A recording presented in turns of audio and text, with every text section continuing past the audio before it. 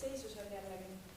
Ja inspireerituna Kristjani tutvustusest, siis mina olen Marju Jõks, Elva aastaküla 2018-2019 külavanem ja aasta kogukonna edendaja ka. Aga kõigepealt ma tahan teid kõiki tänada nende toetusäärte eest, tänu millele selle aasta 4. juunil paigaldati meie 4 bussipeatusesse LED-valgustid, mis siiamaani ideaalselt töötavad, nii et 1000 tänu selle eest. Aga et jätkata oma bussipeatuste turvalisuse teema, me siis seisame täna siin teie ees ideega kirjata bussipeatuse varju alla. Meil on külas teadupärast 4 bussipeatust, milles 2 on varjualused olemas. Aga et jõuda 4 bussipeatuseni, et varju all oleksid kõik need inimesed, kes meie külas bussi ootavad, siis oleks meil 4 vaja.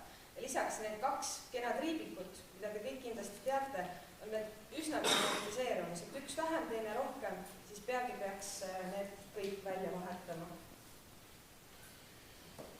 Meie külas on hästi suur osakaal noortel, lastel, kellest kõik siis kasutavad enamasti bussitransporti. Täiskasvanud kasutavad tõenäoliselt küll vähem, aga siiski vaadates argipäeva hommikul kell 7.20 Kirepi bussipeatus, siis seal seisab ikkagi 7-10 inimest bussi ootamas. Olgu see ilmses ilus või seisavadki nad seal lumetormis. Et inimesi meil on, kes bussiga liiguvad. Miks me vajame kõigisse 4 bussipeatusesse varjualuseid? Üks asi on see, et see aeg, millal viibitakse bussipeatuses, on päris pikk.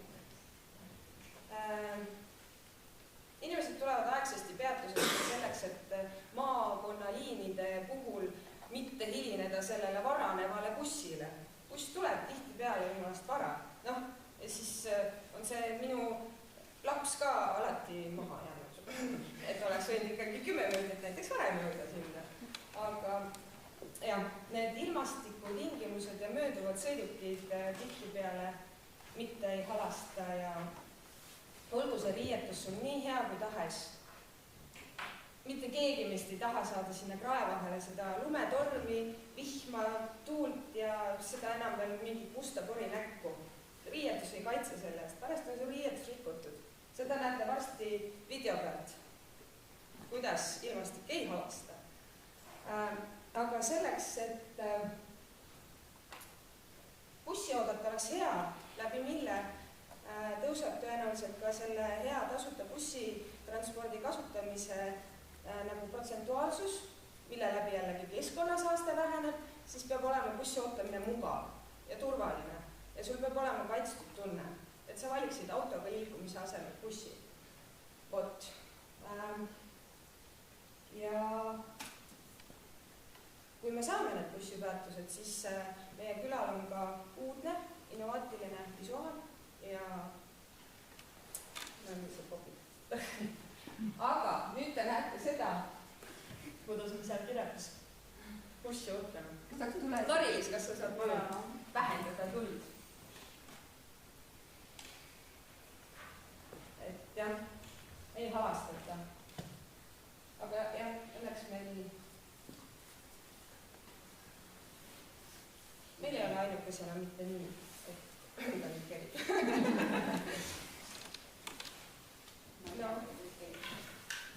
Nüüd näha näired ja siis ka. Aha, no me võime proovida. Aga kui sa uuesti paned Eesti korraks selle vald näitud, et ei oleks käinud, kui nad vaatad. Jah. Jah, kui kannatlikud on Kirepi bussi ootajad. Tšeki, seda palun. Eesti rahva kannatused on üks lõputu jala. Juba jääajal oli vaja räigelt kannatada. Meie palve nii kõrge on kui munameti. Õnneks on muidu kõik, see oleks liiga hull trip.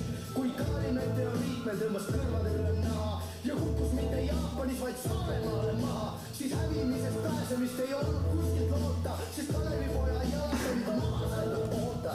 Aastasadu lüüsed need rahvad, sakslased, venelased, taanlased, polakad, rootslased, latkalid, semgalid, vahvad. Riietest ei jää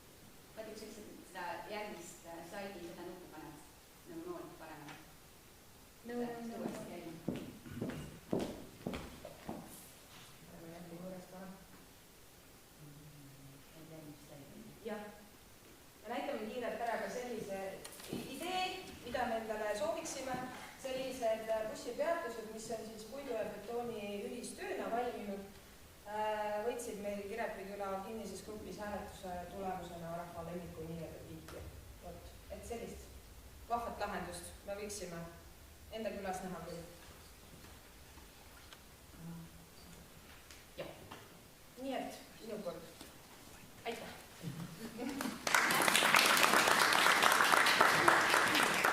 Küsimusi? Kas on küsimusi? Jah. Kust alustame sealt? Ma vaatasin ka see ideed ja mul kohe tulgatus pähe see Cleveroni mõte, et kui sa ütlesid, et sa oled uudne ja innovatiivne, siis Cleveronil on see suur idee, et igas bussijamas võiks olla ka pakiautomaat. Pakiautomaadid, eks? Nii et saab sellega kuidagi integreerida. Absoluutselt. Ja väga hea mõte. Jaanus? Minu küsimus kirjeldada peaks nagu teadma, et teadnud Eesti riigi põhimaanteajas. Jah, asume. Et see on vaja koostada maanteeametile. Absoluutselt. On tehtud juba? Ei, veel ei ole, aga kui me eelmisel aastal saime võrgustike kooskõlastuse, siis küllap me need lisa 2 bussipeatust ka välja. See ahaa, et need küsimused ei saanud lahendust. Need said sellise lahenduse, et me kolisime need ilusasti viisakasti lihtsalt vallamaante maa äärde, tee äärde. Minul on küsimus ka. Te rääkisite 4 bussipeatusest. Kui nüüd peaks juhtuma sedasi, et te võidate, saate rahastuse, aga 4 bussipeatust kindlasti võib-olla ei tule selle raha eest välja, siis mis saab? Siis me oleme õnnelikud ka 2 asendusbussipeatus üle nendes punktides, kus praegu on amortiseeruvad putkad. Pigem sinna, kus on amortiseeruvad, kui sinna, kus ei ole praegu üldse? Pigem nägiks seda isegi ümber, et kui me arvestame, et Elva suunal liigub tegelikult rohkem inimesi, siis me sooviksime Elva suunale ühte uut ja teist asendus. Mul oli provotseeriv küsimus ka. Kas on veel küsimusi? Olgu, aitäh ja edu hääletused. Lähme edasi.